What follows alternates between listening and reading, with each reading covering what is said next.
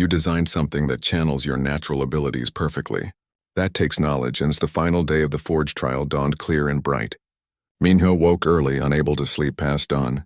Today was combat trials. Today he would face opponents who would test not just his weapon, but his skill as a warrior.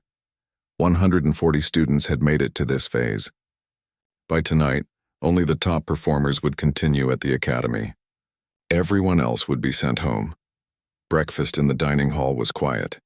Students ate without talking, focused on the coming trials. Minho sat with Yuna and Doyen. Both had passed the first two phases with solid performances. They're saying the combat constructs adapt to your fighting style, Doyen said nervously. The longer you fight, the better they get at predicting you. Then win quickly, Yuna suggested. Easy for you to say. You're good at combat. Minho ate slowly, thinking about what was coming. He'd trained for this. Every student at the academy spent hours each day learning combat techniques.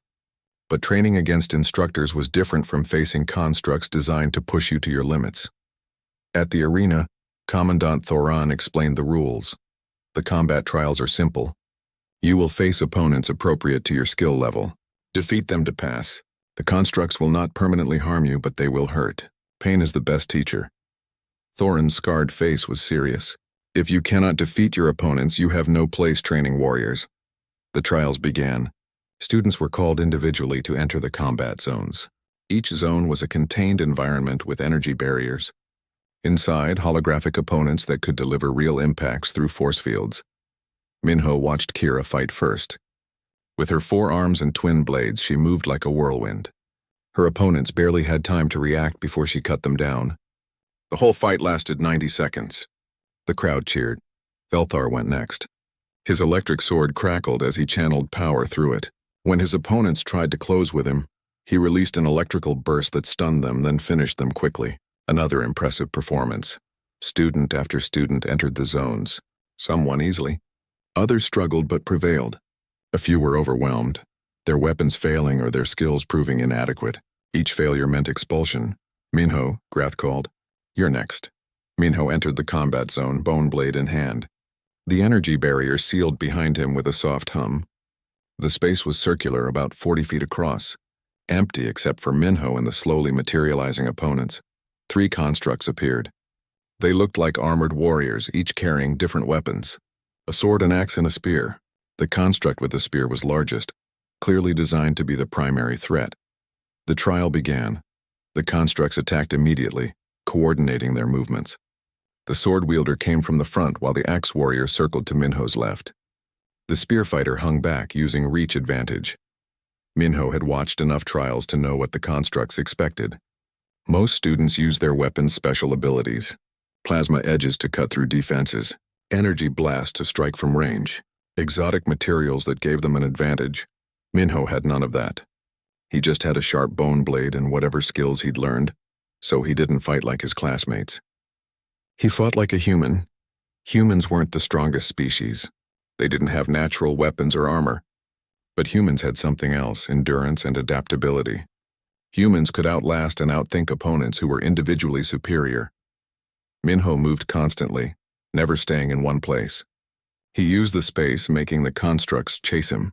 When the sword wielder overextended, Minho struck at the exposed wrist.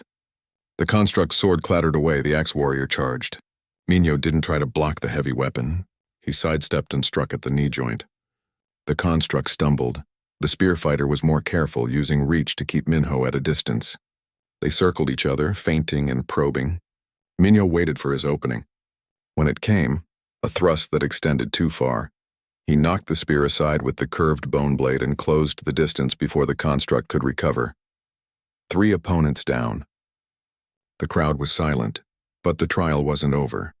More constructs appeared. 5 this time, better armed and armored than before. Minho's arms burned, sweat dripped into his eyes. The bone blade felt heavy now, his muscles aching from the constant movement and strikes. These constructs were smarter, more coordinated. They didn't make the same mistakes. They adapted to his tactics, cutting off his escape routes and forcing him into defensive positions. Minho fought harder than he'd ever fought in training. Every lesson he'd learned, every technique he'd practiced, he used now. The bone blade sang through the air, finding gaps in armor, deflecting attacks, pressing advantages. One construct fell, then another, but the remaining 3 were wearing him down. Minho's breathing came in gasps. His hands were slick with sweat on the leather-wrapped handle. A construct landed a blow on his shoulder. Pain exploded through Minho's arm. He nearly dropped the blade but held on through sheer determination. He couldn't win by outlasting them. He needed to end this quickly. Minho changed tactics. Instead of defending and waiting for openings, he became aggressive. He attacked the nearest construct with a combination of strikes, forcing it back. When it tried to counter, he used the bone blade's curve to redirect the attack into one of the other constructs. 2 constructs collided. In that moment of confusion, Minho struck quickly at both. One fell. The other stumbled. The last construct rushed him. Minho was exhausted, barely able to lift his weapon. But he'd learned something during the fight. The constructs were programmed to expect certain responses. Technology-based attacks, energy weapons, flashy techniques. But Minho's bone blade was simple, basic. It moved in ways the constructs didn't anticipate because those ways were ancient, predating all this technology. Minho feinted left, then struck right. The construct's defense went the wrong way. The bone blade found its target. The construct dissolved. Silence filled the arena for a long moment. Then applause erupted, not just from a few people, but from hundreds of students and instructors. Minho walked out of the combat zone on shaky legs. Grath met him at the barrier. 8 opponents, Grath said. Most students face 3 or 4. The system kept increasing difficulty, trying to find your limit. You passed. Minho could barely respond. He was too tired, too sore, but he'd done it. The trials continued through the afternoon. Not everyone passed. Doyen defeated his opponents, but his spear broke in the final moments, resulting in a conditional pass. Yuna performed well, using her rifle skills to keep opponents at distance. By evening, the results were tallied. Of the 140 students who entered combat trials, 112 passed. 28 were expelled. Minho had scored in the top 25% overall. That night, Commandant Thoran called a special assembly. All students gathered in the main hall, curious about the unusual meeting. Thoran stood on stage holding something. As students settled into their seats, Minho realized what it was. His bone blade. "I want to talk about this weapon," Thoran began. "Many of you mocked the student who created it. You called it primitive, a joke. Evidence that humans didn't belong at this academy." Thoran held the bone blade up for everyone to see. But this weapon outperformed quantum-forged blades in durability testing. It marked adamantine, something that should be impossible for a non-powered weapon. And its creator defeated 8 combat constructs, more than most of you faced. The room was absolutely silent. "Do you know why this happened?" Thoran asked. "Because the human student understood something you did not. He understood his material completely. He studied its properties, its strengths, its limitations. He shaped his weapon to match his fighting style exactly. He didn't rely on technology to compensate for lack of knowledge. He built knowledge from the ground up."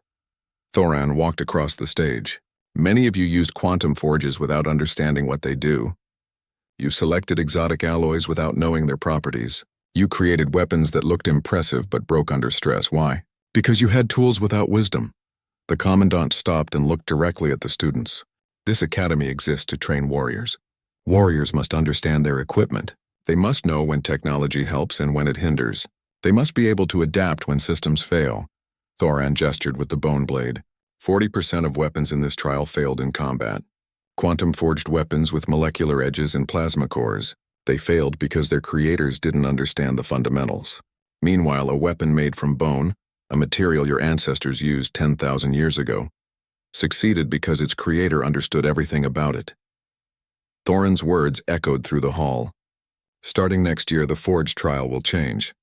You will be required to create 2 weapons, one using advanced technology, one using basic materials and simple tools. You will learn that being a warrior means understanding fundamentals, not just using the newest technology." After the assembly, students crowded around Minho. Some wanted to see the bone blade up close. Others asked questions about his techniques. A few apologized for mocking him. Velthar found Minho outside the hall. "You changed academy policy. Do you realize that?" "I didn't mean to," Minho said. I just wanted to pass the trial, but you did more than pass. You taught everyone a lot. The grand arena was larger than Minho had imagined. Stadium seating rose in circles around a central floor that could be reconfigured for any type of combat. Today it was set up with testing stations along one side and combat zones on the other. Screens displayed each student's name and progress. 200 students stood in formation, each holding their forged weapon. The morning sun streamed through the arena's open roof, making plasma blades glow and polished metal shine. The air hummed with contained energy from dozens of high-tech weapons. Minho held his bone blade and tried not to feel inadequate. To his left, Velthar's electric sword crackled softly with blue light. To his right, a student named Toran held a massive hammer that seemed to distort the air around it. Behind him, Kira twirled her twin blades with casual expertise, and Minho had a piece of bone. Commandant Thoran walked to the center of the arena. His voice, amplified by speakers, boomed across the space. Today you prove yourselves worthy of this academy. The trial has 3 phases. First, durability testing. Your weapon must withstand strikes against standard materials. Second, capability demonstration. You will show your weapon's function and effectiveness. Third, combat trials. You will face opponents appropriate to your skill level. Thoran paused, his gaze sweeping across the students. Failure at any phase results in expulsion. There are no second chances. Begin. The students were divided into groups of 10, each directed to a testing station. Minho found himself in Group 12 with Velthar and 8 others. They watched as the first groups began their tests. At the nearest station, a student struck a duranium block with his plasma-edged sword. The block was dented but intact. The sword passed. Next, a student's ornate blade shattered against the same block. She stared at the broken pieces in horror as an instructor marked her test as failed. She spent too much time on decoration. Velthar whispered. The blade looked beautiful but had no structural integrity. Minho watched more tests. Some weapons passed easily. Others failed in spectacular ways. A phase dagger flickered and died, its power cell failing under stress. A molecular edge sword cut the duranium perfectly but then crumbled, its exotic alloys too brittle. Finally, Group 12 was called forward. The testing instructor was Grath, a massive reptilian warrior who made even Thorin look small. His scales were dark green, scarred from countless battles. He held a list of student names and looked profoundly bored. Line up, Grath rumbled. When called, approach the testing blocks. You will strike each material once. If your weapon breaks or fails, you are done. The first student in line was Thorin with his gravity hammer. He struck the duranium block and it crumpled like paper. Passed. Next came a student with twin daggers that cut through the composite barrier cleanly. Passed. Then it was Velthar's turn. His electric sword left scorch marks on the duranium and sliced through the composite barrier in a shower of sparks. The crowd applauded. Grath marked him as passed. Next, Grath called. Minho. Human. Minho stepped forward, very aware that every eye in the arena had turned to him. The other groups had paused their testing to watch. Students whispered to each other. Some pointed. The human with the bone weapon. Grath looked at Minho's blade and his expression shifted from bored to disdainful. This is your weapon? A piece of bone? Yes, sir. Strike the duranium block. Minho approached the block. It was a cube about a foot on each side, made of one of the hardest common metals in the galaxy. He raised the bone blade and brought it down in a clean strike, just as he'd practiced. The impact jarred his arm. The blade bounced back. For a terrible moment, Minho thought it had broken. But when he looked, the bone was intact, and on the surface of the duranium block was a clear score mark, a thin line where the edge had bitten into the metal. The arena went quiet. Grath leaned closer, examining the mark. His eyes widened slightly. Strike the composite barrier. The composite barrier was tougher than duranium, a layered material used in ship hulls. Minho struck it with more confidence this time. Again the blade held. Again, a score mark appeared. Grath's expression had changed from disdain to something else. Interest, perhaps, or confusion. There is one more test, Grath said slowly. The adamantine plate. This will destroy your weapon. I advise you to decline and accept a passing grade with your current performance. Adamantine was the hardest material in common use. Minho had watched 3 students attempt it. All 3 saw their weapons chip, dent, or crack. It was designed to show the limits of any blade. "I'll try it, sir," Minho said. Murmurs rippled through the crowd. Someone laughed. Minho ignored them. The adamantine plate gleamed like polished silver. Grath placed it on the testing stand, then stepped back. "This is your choice, human. Strike when ready." Minho studied the plate. He thought about everything he'd learned in the past 10 days. Edge geometry, angle of attack, how force distributes through different materials. Instead of raising the blade high and chopping down, Minho positioned the edge against the adamantine at a careful angle. He pressed down while drawing the blade across in a slicing motion. Using the curve of the bone, the sharpness of the edge, and the crystalline structure of Dracon bone to concentrate force at a single point. The bone blade sang against the adamantine, a high, clear note that echoed through the arena. When Minho lifted the blade away, a thin line marked the adamantine surface. A score, clean and precise. The arena erupted in noise. Students shouted in disbelief. Instructors rushed to examine the adamantine plate. Grath picked it up, running his clawed finger along the mark. "Impossible," Grath whispered. "This plate is rated to withstand plasma cutters." But the evidence was right there. A bone blade, shaped by human hands using ancient techniques, had marked a material that quantum-forged weapons could barely scratch. Grath looked at Minho with new respect. Passed. Highest marks for durability. As Minho walked back to his position, the whispers followed him. But they weren't mocking anymore. They were confused, amazed, questioning. Velthar grabbed his shoulder. "How did you do that?" "I don't know," Minho admitted. "I just worked with what the bone could do instead of trying to force it." The testing continued, but Minho barely noticed. His hands were shaking with relief and residual adrenaline. The bone blade had passed. Not just passed, but exceeded expectations. Phase 2 began after lunch. Capability demonstrations. Students showed how their weapons functioned in combat scenarios. Velthar channeled lightning through his sword to destroy targets. Kira used her twin blades to disarm holographic opponents. A student with a ranged weapon took down aerial targets. When Minho's turn came, Grath set up a standard combat scenario. 3 armored opponents attacking from different angles. "Show us what your weapon can do," Grath said. Minho entered the demonstration zone. The holograms activated, looking solid and real. They moved toward him with weapons drawn. He didn't try to be fancy. He didn't have electrical powers or multiple arms. He just fought the way humans had always fought, with speed, precision, and an understanding of anatomy. The bone blade was light enough to move quickly, sharp enough to find gaps in armor. The curve let him flow from one strike to the next.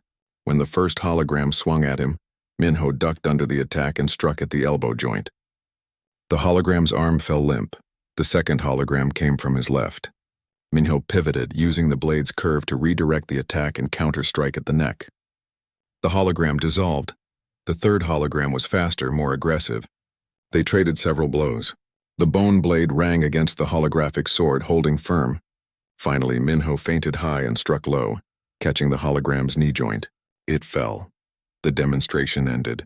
Minho stood breathing hard, the bone blade steady in his hand. Grath nodded approval. "Efficient. No wasted movement. You understand your weapon's capabilities and fight accordingly." Passed.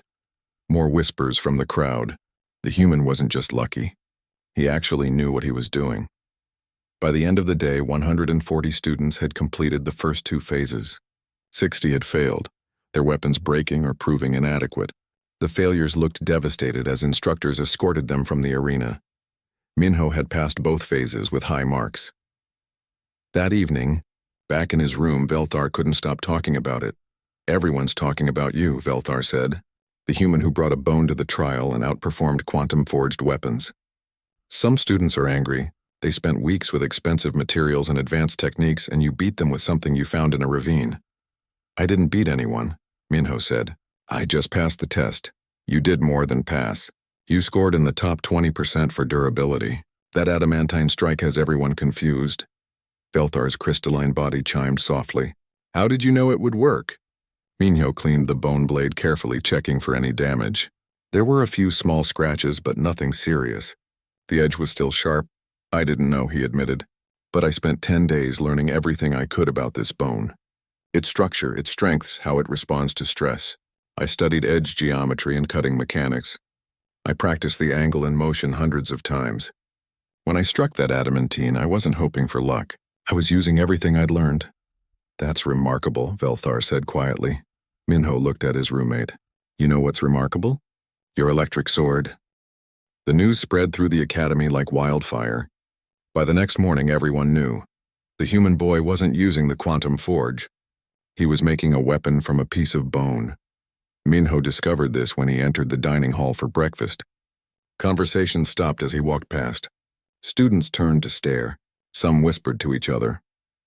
Others laughed openly. Is it true? Someone called out. You're really making a bone weapon? Minho kept walking, his face burning. He found Yuna and Doyen sitting at their usual table in the corner.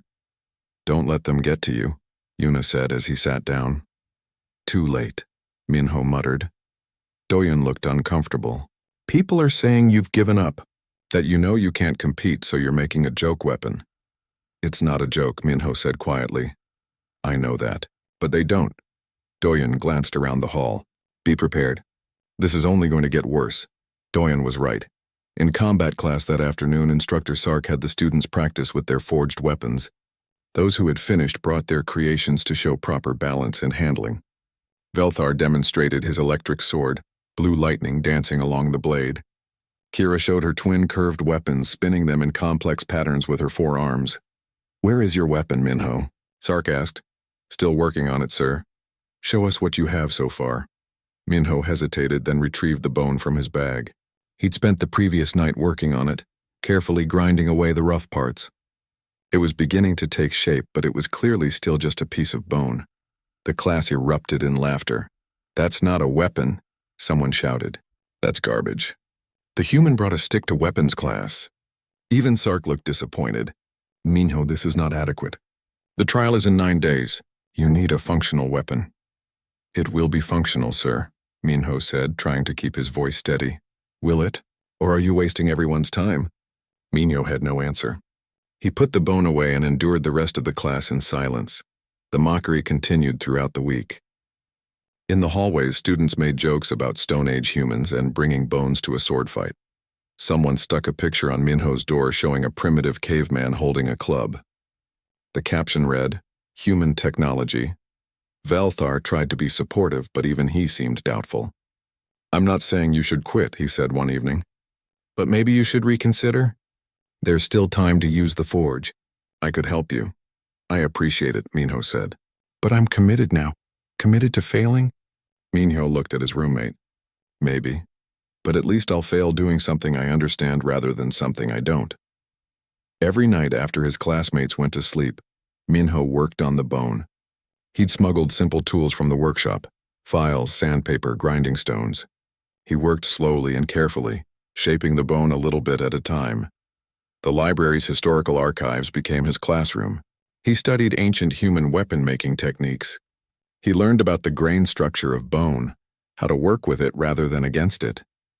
He discovered that prehistoric humans had made incredibly effective weapons from organic materials, weapons that lasted for thousands of years. He learned about edge geometry, about how the angle of a blade affects its cutting ability. He studied leverage and balance, all principles that applied regardless of whether a weapon was made from bone or advanced alloys. On the 5th night, Instructor Kresh found him working in the storage room. You are persistent. I will grant you that, Kresh said, his mandibles clicking. But persistence without wisdom is foolishness. Yes, sir. Do you truly believe this bone will be adequate? Minho paused in his work. I don't know, sir, but I believe it's my best option. Kresh picked up the bone, examining it carefully. His compound eyes studied every detail. Draken bone. Interesting choice. Ancient Valorians used such materials before we developed metallurgy. The bones are surprisingly durable. That's what I'm hoping, sir. Hope is not strategy. Kresh set the bone down. But I see you are researching proper techniques. That is something. Continue your work. We shall see if your hope has any foundation. After Kresh left, Minho felt slightly encouraged. At least one instructor wasn't completely dismissing him. But the next day brought worse news. Commandant Thoran called an assembly. All students gathered in the main hall. The commandant stood on the stage, his silver scales gleaming under the lights. I have reviewed the progress reports for the Forge trial, Thoran announced. Most of you are proceeding well. However, I must emphasize that any student who fails to produce a weapon meeting minimum standards will be expelled. There will be no exceptions. Thoran's eyes found Minho in the crowd. Some of you may think this trial is optional, or that you can approach it casually. You are wrong. This academy trains warriors for the Galactic Coalition. If you cannot craft a proper weapon, you do not belong here. After the assembly, students crowded around Minho. Some looked sympathetic. Most looked curious, eager to see if the human would actually get expelled. You still have time to change your mind, someone said. Make a real weapon. Before it's too late. Another. Added. Minho pushed through the crowd and went straight to the storage room. He picked up his bone and looked at it critically. It was taking shape. The curve was becoming more pronounced. The edge he was creating was getting sharper. But was it enough? Doubt crept in. What if everyone was right? What if this was foolish? He could still reserve a late forge slot, rush through a simple metal blade, and at least have something conventional. His communicator buzzed. A message from his mother on Earth.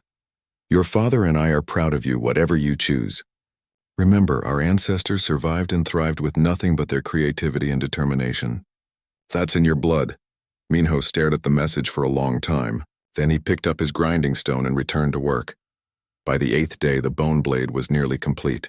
Minho had shaped it into a weapon roughly 2 feet long, with a gentle curve and a sharp edge.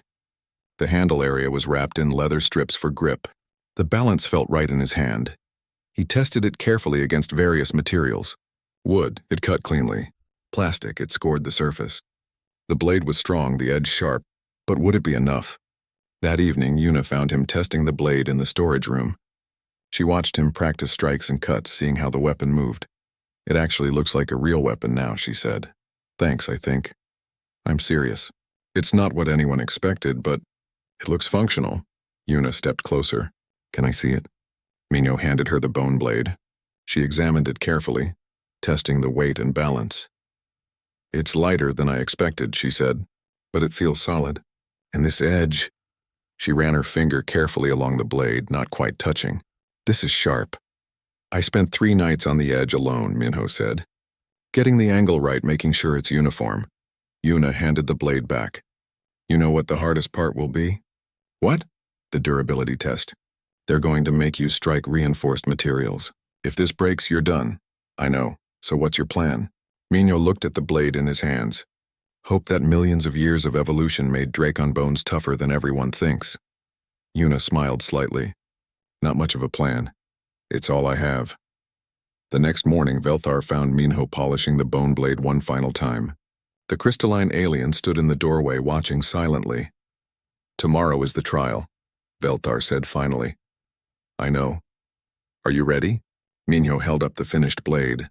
In the light, the bone had a soft sheen, almost like polished ivory. The edge caught the light, showing how sharp he'd made it. The curve flowed naturally from handle to tip. I don't know, Minho admitted, but this is the best I can do. Velthar stepped closer, looking at the weapon properly for the first time. His crystalline features shifted in what might have been surprise. It's actually well made, he said slowly. The proportions are good. The edge looks sharp. But will it hold up against quantum-forged weapons? We'll find out tomorrow. That night, Minho couldn't sleep.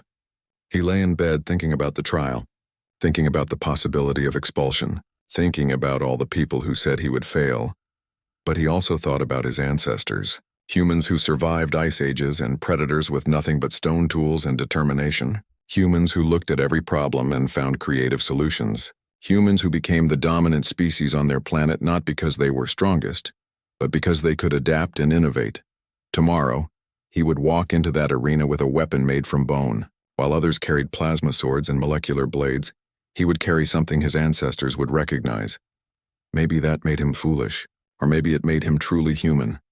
He fell asleep holding the bone blade, feeling its weight and balance, preparing for whatever came next. The next 3 days passed in a blur of anxiety.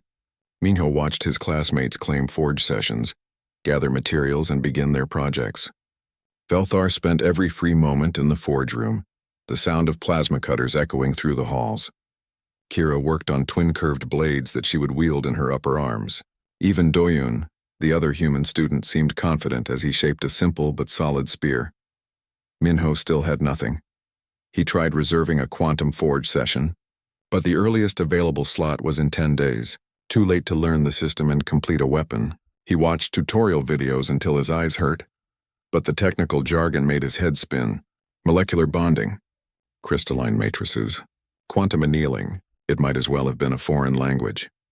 On the 4th day, Instructor Kresh found Minho sitting outside the forge room, watching others work through the window.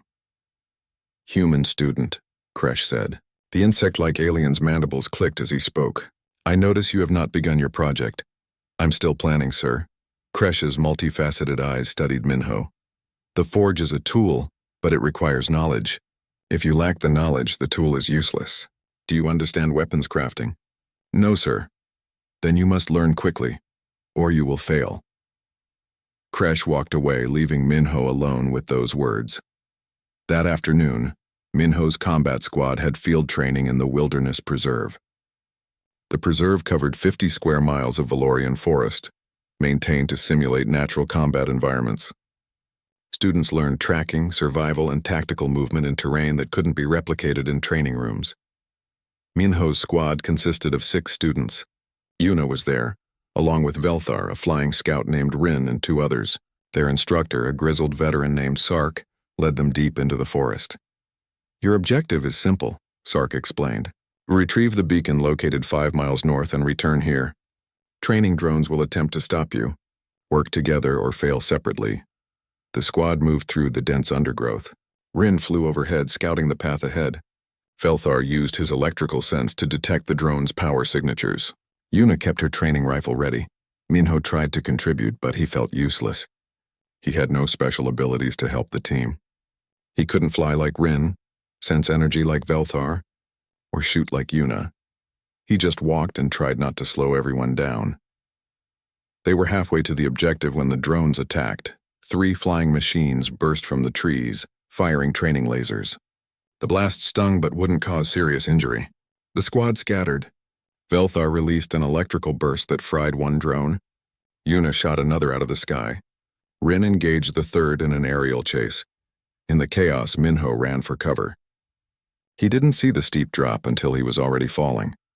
He tumbled down a rocky slope, branches whipping his face and arms. He hit the bottom hard, the wind knocked from his lungs. For a moment he lay there, stunned and hurting. When he finally sat up, he realized he was in a deep ravine. The walls rose at least 30 feet on both sides. Above, he could hear his squad calling his name, but the sound echoed strangely in the narrow space. "I'm okay," he shouted back. "I'll find a way up." He stood carefully, checking for injuries. Nothing broken, just bruises and scratches. The ravine stretched in both directions, cutting through the forest like an old wound. Minho picked a direction and started walking, looking for a place where the walls weren't so steep. That's when he saw the bones. They were huge, scattered across the ravine floor like fallen trees. Ribs as long as Minho was tall. A skull the size of a small vehicle, half buried in dirt and moss. The skeleton of something massive, something that had died here long ago. Minho approached carefully. Despite his situation, his curiosity pulled him forward. The bones were unlike anything he'd seen before. They had a strange sheen, almost metallic. When he touched one of the ribs, it felt cold and impossibly smooth. He pulled out his communicator and scanned the skeleton. The device identified it quickly. Draken. An extinct apex predator native to Valoria. The species had died out thousands of years ago, before the planet was colonized by the current species. Minho read the information on his screen. Drakens had been massive flying reptiles capable of breathing fire. Their bones contained high concentrations of crystallized minerals, making them incredibly dense and strong. Ancient Valorians had hunted them, sometimes using weapons made from Drakon bones to kill other Drakons. Minho looked at the rib bone again. It was curved, roughly the length of his arm. Despite centuries of weathering, it seemed intact, strong. An idea formed in his mind. A crazy idea. An impossible idea, but maybe not completely impossible. He tried to lift the rib bone. It was heavy, heavier than he expected. With effort, he managed to raise it and examine it closely. The bone was thick at one end, tapering to a thinner edge at the other. The natural curve gave it a flowing shape, almost like a sword he'd seen in historical files. His communicator buzzed. Velthar's voice came through. Minho, where are you? We found a path down. I'm here, Minho replied. And I think I found something. 10 minutes later, his squad gathered around the skeleton. They stared at Minho, then at the rib bone he held. You want to make a weapon from that? Yuna asked. Maybe, Minho said. The scan says Dracon bone is harder than most common metals. And look at this curve. It's almost like it's already shaped like a blade. Velthar's crystalline face somehow managed to look skeptical. But it's bone, old bone. How would you even work with it? I don't know yet, Minho admitted. But I can't use the quantum forge anyway. All the slots are taken and I don't know how to use it. This, he hefted the bone. This is something I can work with. Simple tools, simple methods. The forge masters will laugh at you, Rin said. The flying alien perched on a rock, his wings folded. A bone weapon against quantum forged blades? Maybe, Minho said again. But at least I'll have something. Sark appeared at the top of the ravine, shouting down at them. Training exercise isn't over. Get back to the objective. The squad scrambled to leave.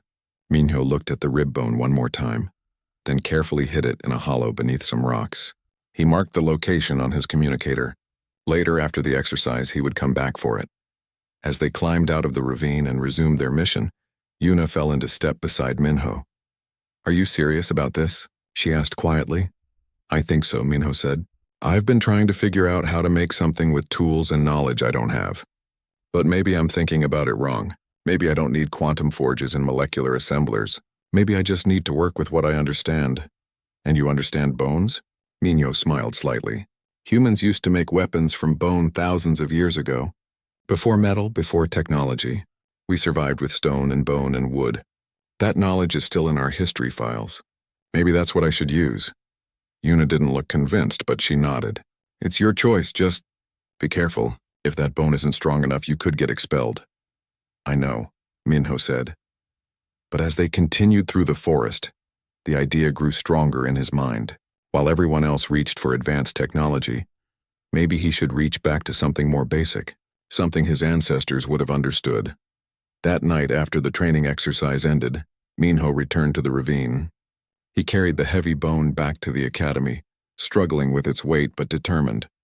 He smuggled it into the storage room behind the training hall, hiding it beneath old equipment.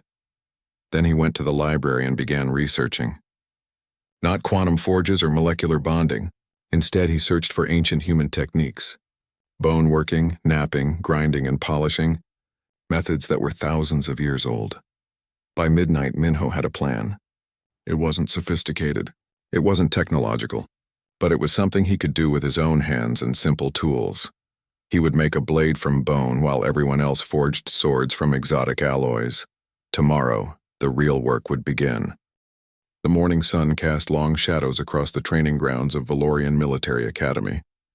Minho stood at the edge of the courtyard, watching 200 students gather for the announcement. His human eyes scanned the crowd, finding only 2 other faces like his own. Yuna stood near the front, her dark hair tied back in a tight braid. Somewhere in the middle, Doyen shifted nervously from foot to foot. 3 humans among 200 aliens. The student beside Minho towered over him by at least 2 feet. Velthar was made of living crystal that caught the light and threw rainbow patterns across the ground. When he moved, his body made soft chiming sounds.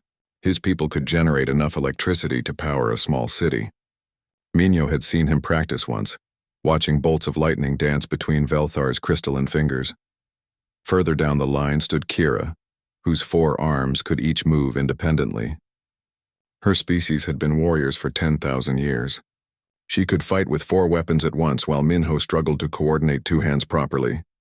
Then there was Gorn, whose rock-like skin could stop bullets.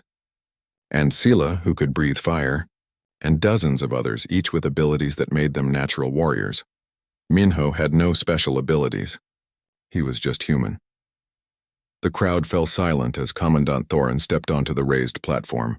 The old warrior's scales gleamed silver in the sunlight. He had fought in 30 campaigns across 20 star systems. Students said he once killed a battle mech with his bare hands. Students, Thorin's voice boomed across the courtyard. In 2 weeks you will face the forge trial. Excited whispers rippled through the crowd. Minho had heard older students talk about the forge trial in hushed, respectful tones. It was the most important test of the first year. You will craft a melee weapon using any method available to you, Thorin continued. The Academy provides quantum forges, molecular assemblers, and plasma welders. You may use traditional methods if you prefer. You may seek advice from the Forge Masters. But the weapon you create must be yours alone. Thorin's eyes swept across the gathered students. After you forge your weapon, you will prove its worth in combat. You will face testing against standard materials. You will fight training constructs. And if necessary, you will face each other. Any student whose weapon fails to meet minimum standards will be expelled from the Academy. The whispers turned to nervous muttering. Expulsion. It was every student's nightmare. You have 2 weeks, Thorin said. Use them wisely. The commandant left the platform. Immediately, students began talking excitedly. Felthar turned to Minho, his crystalline face somehow managing to look enthusiastic. I'm going to forge a sword that channels my electrical abilities, Felthar said. The Forge Master said I could use conductive alloys that amplify my natural powers. What about you? Minho hesitated. I'm not sure yet. You should decide quickly, Velthar advised. The Quantum Forge schedule fills up fast. I already reserved 3 sessions. Around them, students rushed toward the Forge Master's office to claim their time slots. Minho watched them go but didn't follow. He felt a heavy weight settling in his stomach. That evening, Minho sat alone in the library while other students crowded around the Forge Master, asking questions and making plans. He pulled up files on human weapons history, scrolling through images of swords and spears and axes. Humanity had stopped using bladed weapons in combat hundreds of years ago. They used guns, missiles, and energy weapons now. The ancient art of sword-making had become a hobby, practiced by historians and enthusiasts. Minho had never held a real sword in his life. He found files on alien weapon crafting traditions. The Veltharians had been forging plasma-edged blades for 6,000 years. The Chthorians passed down metallurgical secrets through 20 generations. Every species at the Academy had centuries of knowledge about making weapons. Except humans. You look worried, a voice said. Minho looked up to find Yuna standing beside his table. She pulled out a chair and sat down. I don't know how to forge a weapon, Minho admitted. My people haven't made swords in centuries. Everyone else has this knowledge built into their culture. I have nothing, Yuna nodded slowly. I've been thinking about that too. I'm good with guns, but this? She gestured at the weapon designs on Minho's screen. I'm as lost as you are. What are you going to do? Follow the instructions, I guess. Preserve forge time, watch the tutorials, try not to blow myself up. Yuna smiled, but it didn't reach her eyes. What about you? I don't know yet. Yuna stood to leave, then paused. Doyen already reserved forge time. He's making a spear. Says his grandfather taught him some basic blacksmithing back on Earth. Maybe you could ask him for help? After Yuna left, Minho returned to his research. He found videos of the quantum forges in action. They were incredible machines, capable of manipulating matter at the atomic level. A skilled user could create alloys that didn't exist in nature, forge edges only a few molecules thick, and embed energy matrices directly into the metal. But watching the videos made Minho more anxious, not less. The quantum forge required technical knowledge he didn't have. One wrong setting could ruin hours of work. The interface alone looked like it needed an engineering degree to understand. He switched to reading about traditional forging methods. Heating metal, hammering it into shape, quenching it in water or oil. It seemed simpler, but Minho had no experience with any of it. He'd never worked with metal before, never hammered anything, never built anything with his hands except school projects. The library slowly emptied as night fell. Minho remained, scrolling through file after file, growing more discouraged with each one. At midnight, he finally gave up and returned to his room. Felthar was already there, sketching weapon designs on a holographic display. Look at this, Felthar said excitedly. I'm thinking a straight blade, about 3 feet long with a conductive core and an insulated grip. When I channel electricity through it, the edge will vibrate at high frequency, letting it cut through almost anything. Minho looked at the detailed schematic. Felthar had marked measurements, material specifications, and energy flow patterns. It was the work of someone who understood exactly what he was doing. That's impressive, Minho said honestly. Thanks. I've been planning this since I was a child. My father forged his academy blade when he was my age. It's a family tradition. Velthar rotated the hologram, examining it from every angle. Have you decided what you're making? Not yet. You should hurry. Forge slots are almost all taken. Minho lay in his bed that night staring at the ceiling. In 2 weeks, he needed to create a weapon capable of passing military standards. A weapon that wouldn't break in combat.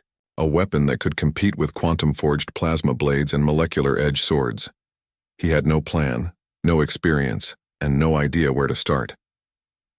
Outside his window, the stars blazed in the alien sky.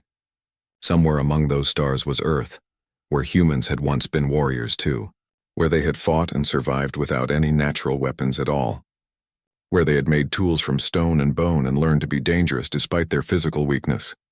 Minho closed his eyes, but sleep didn't come easily. He kept seeing images of elaborate alien weapons, each one a reminder of how unprepared he was for the trial ahead.